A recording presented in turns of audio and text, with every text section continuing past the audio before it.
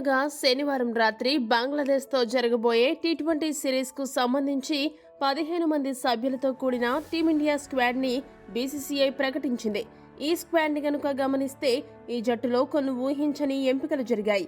ఇక రానున్న రోజుల్లో జరగబోయే టెస్ట్ సిరీస్లను దృష్టిలో పెట్టుకుని స్టార్ క్రికెటర్లు సుమన్ గిల్, యశస్వి జైస్వాల్, జస్ప్రీత్ బుమ్రా, రిషబ్ పంత్లకు సెలెక్టర్లు విశ్రాంతి ఇచ్చారు. దీంతో సంజు సామ్సన్తో పాటు చాలా మంది యువకులకు జాతీయ జట్టులో చోటు దక్కింది. ఇక ఇదిలా ఉంటే టీమిండియా హెడ్ కోచ్ గా బాధ్యతలు చేపట్టిన గంభీర్ ఆటగాళ్ల ఎంపికల్లో కొన్ని అనూహ్య మార్పులకు శ్రీకారం చుడుతున్నాడు. ఈ ఏడాది ఐపీఎల్లో కేకేఆర్ మెంటర్ గా పనిచేసిన గంభీర్ ఆ జట్టులో అత్యుత్తమ ప్రదర్శనతో తనని ఆకట్టుకున్న కొంతమంది ఆటగాళ్లకు జాతీయ జట్టులో అవకాశం కల్పిస్తున్నాడు.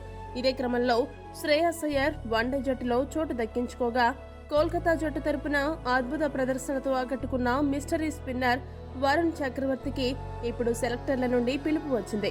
ఇతడికి దాదాపు 3 ఏళ్ల తర్వాత భారత జట్టులో చోటు దక్కడం గమనార్హం. చివరగా వరుణ్ చక్రవర్తి టీమిండియా తరపున 2021 టీ20 ప్రపంచ కప్ లో బరిలోకి దిగాడు.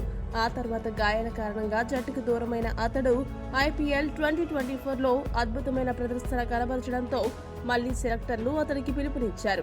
అయితే అతడు ఇప్పుడు మళ్లీ భారత జట్టులోకి పునరాగమనం చేయడంలో మాత్రం టీమిండియా హెడ్ కోచ్ గంభీర్ కి కీలక పాత్ర ఉందనే చెప్పాలి.